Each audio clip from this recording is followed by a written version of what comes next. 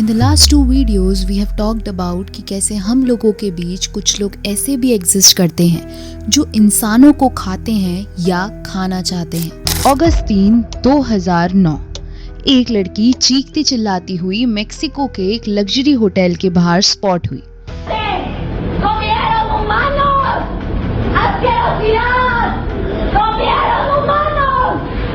What if मैं तुमसे ये कहूँ कि हमारे बीच एक ऐसा भी इंसान एग्जिस्ट करता था जिसने सच में एक लड़की को मारकर खाया है। He was a real life cannibal. 私は佐川一世。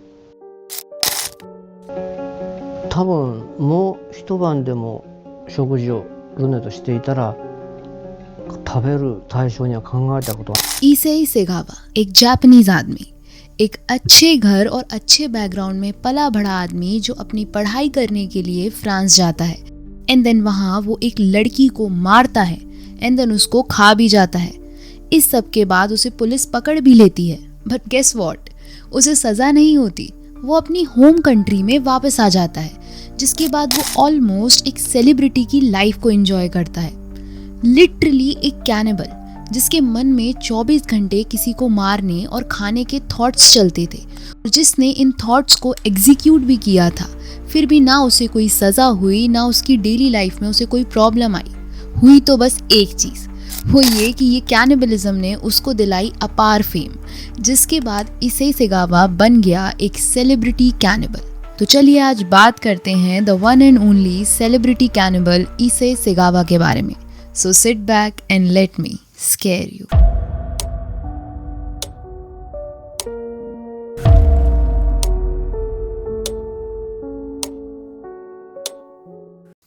April 1969 Kobe Japan में क्रूटा वाटर इंडस्ट्री के प्रेसिडेंट अकीरा सागावा के घर में एक बच्चा पैदा हुआ जिसका नाम ईसेई रखा गया।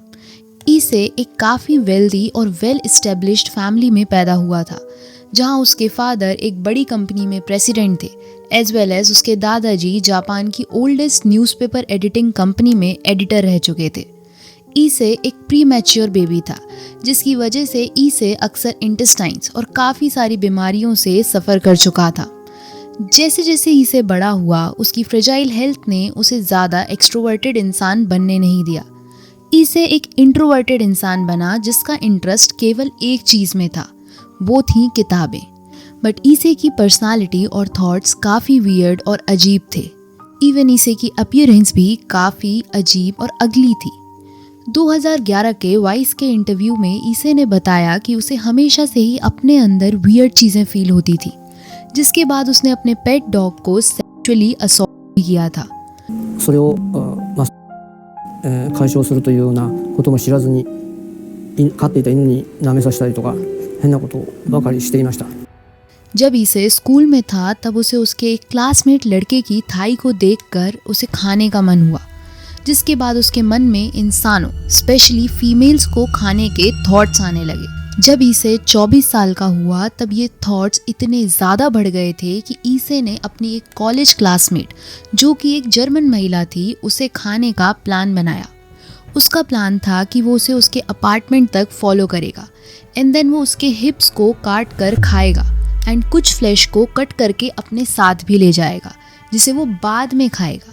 सुनने में अजीब लग रहा होगा ना आप लोगों को कि कैसे कोई इंसान ऐसा सोच सकता है, बट ये सब यहीं ख़त्म नहीं होता, क्योंकि अभी तो ईसे की लाइफ और उसके डिस्गस्टिंग थॉट उसे बहुत ही डिस्टर्बिंग चीज़ें करने के लिए मजबूर करने वाले थे। खैर ईसे ने उस जर्मन वुमेन को फॉलो किया और उसके अपार्टमेंट का भी पता लगा लिया, जहां उसने उसके घर में स्नीक इन भी कर लिया था।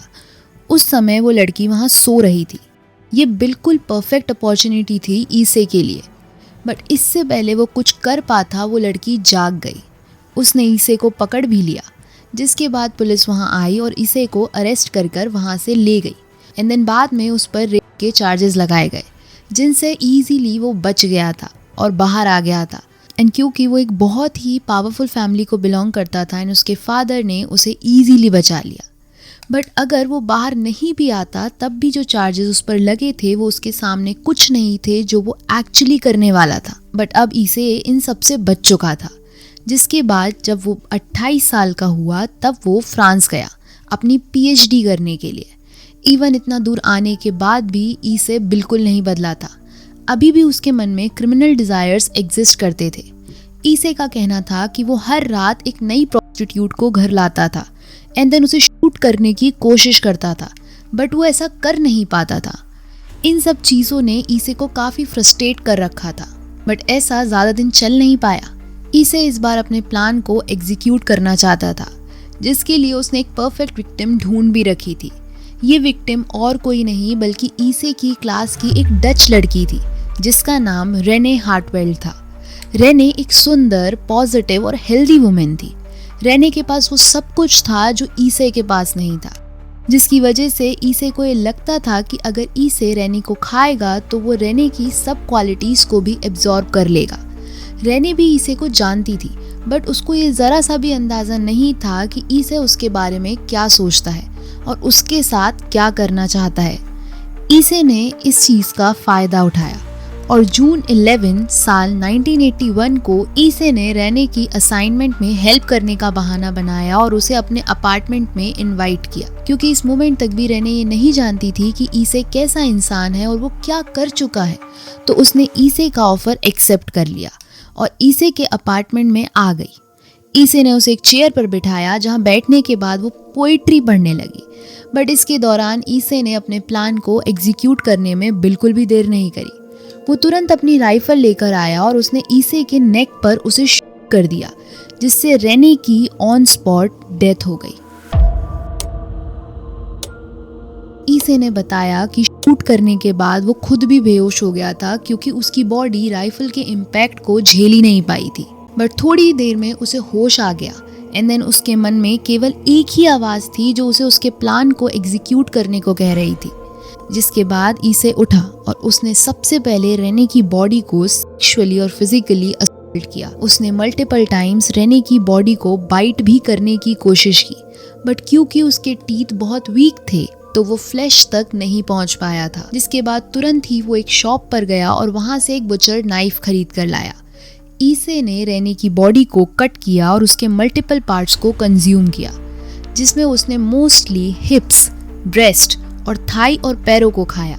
कुछ पार्ट्स को उसने कुक भी कर खाया था और कुछ पार्ट को उसने रॉ ही कंज्यूम किया। अब चूंकि वो समर का टाइम था तो बॉडी बहुत ही जल्दी डिके करना शुरू कर देती, जिससे बचने के लिए ईसे ने उसकी बॉडी को कट किया एंड कुछ पार्ट्स को फ्रीजर में स्टोर करके रख लिया। इसके अलावा उसने रेनी को खाते वक्त काफी फोटोग्राफ्स भी खींची थी। इन सब को करने के बाद रेने की बॉडी के काफी पार्ट्स थे जो बच गए थे, जिस पर ईसे ने उन्हें पास की एक लेक में फेंकने का सोचा, जिसके लिए उसने 2 सूटकेस में रेने की बॉडी को बंद कर दिया। बट जब वो उन्हें लेक के पास लेके गया तो वो उससे लिफ्ट ही नहीं हुई और लोगों ने उस बैग को नोटिस कर लिया, क्योंकि उसमें से एक बहुत ही गंदी स्मेल आ रही थी। जिसके बाद पुलिस को वहां बुलाया गया और पुलिस को ईसे के अपार्टमेंट से सारी फोटोग्राफ्स और रेने की बॉडी के सारे पार्ट्स मिल गए। इस बार पुलिस के पास ईसे द्वारा किए गए कैनिबलिज्म के प्रूफ थे, जो कि खुद ईसे ने अपने हाथों से इकट्ठे किए थे। बट अगेन यहाँ भी पुलिस और लॉ ईसे का ज़्यादा कुछ बिगाड़ नहीं पाई, क्योंकि इस बार भी ईसे के फादर ने उसे बचा लिया। कोर्ट में ये प्रूफ हो गया कि ईसे मेंटली इल था, जिसके बाद उसे किसी भी तरह की पनिशमेंट नहीं दी जा सकती थी। बट उसे एक मेंटल इंस्टीट्यूट में एडमिट करा दिया गया था। बट लकीली एक जापानीज ऑथर इनोहितो यामोता ने ईसे को अप्रोच किया एंड ईसे के क्राइम पर एक बुक पब्लिश की, जिसके बाद ईसे बहुत ही फेमस हो गया था। वो ऑलमोस्ट एक सेलिब्रिटी बन गया था। इस कारण से फ्रेंच अथॉरिटीज़ ने ईसे को वापस जापान भेज दिया, जहां उसे टोक्यो के मात्सुजावा हॉस्पिटल में रखा गया। एंड यहाँ जब ईसे को साइकोलॉजिस्ट द्वारा एग्जामिन किया गया तो उनका कहना था कि ईसे पागल नहीं है एंड उसने जो भी कुछ किया वो केवल और केवल उसने सेक्सुअल प्लेजर्स के लिए किया था। बट तब तक फ्रेंच अथॉरिटीज़ ने ईसे के अगेंस्ट सारे चार्जेस को ड्रॉप कर दिया था, जिसके कारण ईसे को जापान में लीगली क्रिमिनल प्रूफ नहीं किया जा सकता था। एंड इसी कारण से ईसे ने एक मर्डर करने के बावजूद भी एक भी दिन की सज़ा नहीं काटी एंड अपने मरने तक उसने एक कंफर्टेबल और लग्जरियस लाइफ जी। इस बीच ईसे ने काफ़ी फेम भी हासिल की, ईसे को लगातार मल्टीपल शोज और इंटरव्यूज में इनवाइट किया गया, जिसके बाद ईसे ने अपनी फेम का यूज करके सॉफ्ट मूवीज भी बनाई, जहां वो अक्सर अपने को स्टार्स को काटने की कोशिश किया करता था। ईसे को मीडिया अटेंशन बहुत ही ज़्यादा पसंद थी, जिसके लिए उसने एक बुक भी लिखी एंड काफ़ी टॉक शो भी किए। इन सब में ईसे ने कभी भी रेने के मर्डर के लिए खुद को ब्लेम ही नहीं किया। उसने हमेशा खुद को एक मेन कैरेक्टर दिखाया, जहां वो कंटिन्यूसली अपने एक्ट को जस्टिफाई करता था। खैर लास्ट में ईसे के पेरेंट्स की भी डेथ हो गई एंड देन उसके बाद ईसे भी काफ़ी बीमार पड़ गया एंड निमोनिया से उसकी भी 24 नवंबर 2022 में डेथ हो गई। हैरानी की बात ये थी कि इतना सब करने के बाद भी ईसे ने कभी खुद को ब्लेम नहीं किया, ना ही कभी उसको अथॉरिटीज़ के थ्रू पनिशमेंट मिली, ना ही कभी उसे किसी तरह की कोई परेशानी झेलनी पड़ी। इवन उसने तो अपने मर्डर्स और किलिंग का यूज़ किया और फेम हासिल की। खैर आपको एक चीज़ तो थोड़ी अजीब लगी होगी कि आखिर ईसे का कैनिबलिज्म से इतना ऑब्सेशन क्यों था, क्यों वो किसी इंसान को खाने के लिए इतनी हद तक गया। ईसे का कहना था कि उसकी कैनिबलिस्टिक अर्जेस उसके अंकल के कारण थी।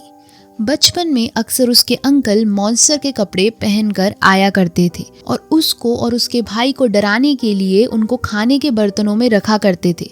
वो एक ऐसा मॉन्स्टर का रोल प्ले करते थे जो छोटे बच्चों को खाता है। ईसे के अकॉर्डिंग यही वो चीज़ थी जिसने उसे इस चीज़ों से ऑब्सेस्ड बनाया।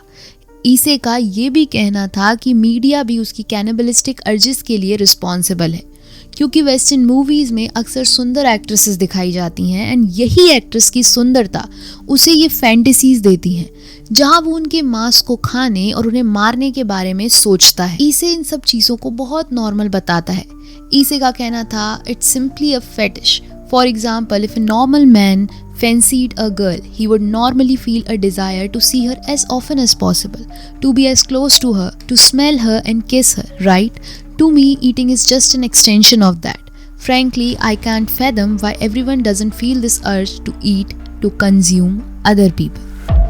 ईसे ने अपनी बुक इन द फॉग में लिखा कि जब उसने रेने को शूट किया तो उसके मन में सबसे पहले एम्बुलेंस को कॉल करने का थॉट आया, बट बाद में उसने सोचा कि ये वही मोमेंट है जिसका वो इतने सालों से इंतज़ार कर रहा था, जिसके बाद उसने एम्बुलेंस को नहीं बुलाया। ईसे की कहानी और भी डिस्टर्बिंग हो जाएगी अगर आप उसके वर्ड्स को सुने। ईसे अपनी बुक में कहता है, the moment I saw the meat I tore a chunk of with the finger and threw it into my mouth. It was truly an historical moment for me.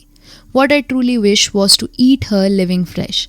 He said, nobody believes me, but my ultimate intention was to eat her, not necessarily to kill her. ईसे के पास last तक बस एक ही regret थी कि उसने Renee को मारा and then खाया। वो रेने को मारना नहीं चाहता था, बल्कि वो उसे जिंदा ही खाना चाहता था। अपने मरने तक ईसे केवल लोगों को खाने के बारे में सोचता था। ईसे ने लास्ट मोमेंट तक एक और लड़की को खाने का प्लान बनाया था। उसका कहना था कि वो अपनी कैनिबलिज्म की डिज़ायर को नहीं छोड़ सकता, क्योंकि यही वो डिज़ायर्स हैं जो उसे मरने के लास्ट मोमेंट तक खुश रख सकती हैं। एंड इन्हीं सब को जस्टिफाई करने के लिए अपने मरने तक ईसे ने टोटल 30 किताबें लिखी। इन सब में वो एक चीज़ प्रूव करना चाहता था कि वो कोई मॉन्स्टर नहीं है। ईसे का कहना था, I hope that people who read my books will at least stop thinking of me as a monster. Issei की कहानी का एंड भी उतना सिंपल नहीं था, क्योंकि साल 2018 में एक फ्रेंच फिल्म मेकर ने ईसे और उसके भाई के बीच की एक कॉन्वर्सेशन को रिकॉर्ड किया था। उसमें ईसे के भाई ने ईसे से पूछा था, as your brother would you eat me, जिस पर ईसे ने कोई जवाब नहीं दिया। ईसे मुझे एक चीज़ की याद दिलाता है। Recently I have come across this manga. I can't mention the name because it's graphic, but it was written by Tojitsuki Hajime. इसमें एक लड़के की स्टोरी दिखाई गई है and that guy was born with a weird condition, जहाँ वो meet को कंज्यूम नहीं कर सकता था. उसकी पूरी फैमिली मीट खाती थी बट वो नहीं खा पाता था, क्योंकि जैसे ही वो मीट को कंज्यूम करता था उसके अंदर कैनिबलिज्म करने के डिज़ायर्स आने लगते थे, और इन सब डिज़ायर्स में वो केवल और केवल अपने भाई को खाना चाहता था. The story is very interesting, क्योंकि सेम ऐसी कंडीशन उसके फादर और ग्रैंडफादर की भी थी. ये कहानी काफ़ी हद तक ईसे से मैच करती है, क्योंकि ईसे भी ऐसी थॉट्स के साथ पैदा हुआ था. But even this can't justify what he did, and weirdly he lived after committing heinous crimes. It was a life even we normal people can't imagine. But yeah, death is inevitable, so he met his end. But what scary is कि आज भी न जाने कितने ईसे से गवाह हमारे बीच exist करते हैं, एंड मे बी हम उन कैनिबल्स के लिए एक विक्टिम ही हों।